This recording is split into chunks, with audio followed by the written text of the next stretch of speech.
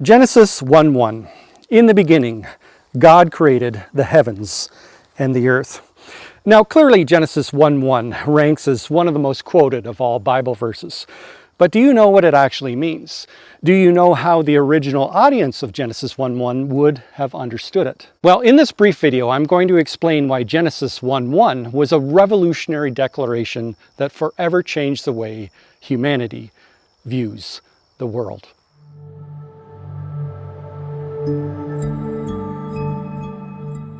Hi everyone, and welcome to the Thursday Bible Brief. Genesis 1:1.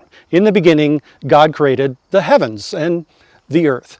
So why do I think that Genesis 1:1 is a revolutionary declaration? Well, hold on to that thought. We're going to circle back to it in just a minute. But first, I need to provide you with some overall context.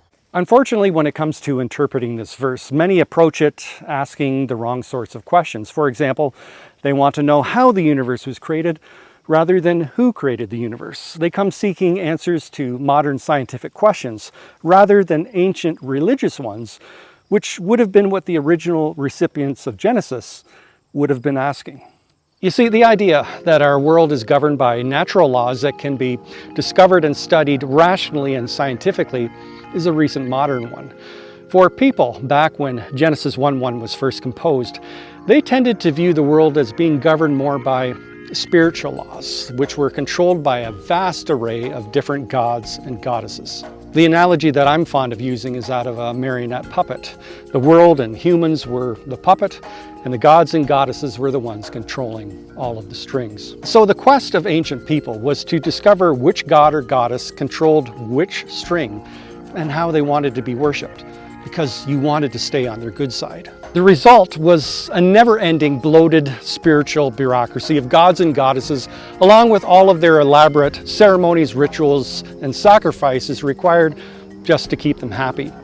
But then along came the ancient Hebrews, where in the very first verse of their religious text boldly declared that in the beginning, God created the heavens and the earth. It truly was a revolutionary claim. It meant that there were no other gods, but He and He alone. That it was He who separated light from darkness. It was He who separated the waters from down below from the waters up above. That it was He who placed the sun, moon, and the stars up in the sky. And that it was He who brought forth plant and animal life.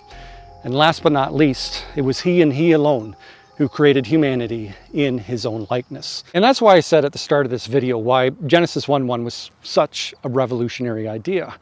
Its impact upon even the modern world can't be stated enough. In many ways, I see it similar to the Copernican revolution of the 1500s. Dating way back to the early Greeks, and even before, people believed that the Earth was the center of the solar system of the universe, that the planets and even the sun revolved around the Earth. The problem was, however, that as astronomers gazed up at the night sky, they could tell that the orbits of the planets, especially Mars, well, they didn't seem to be behaving the way that they should be.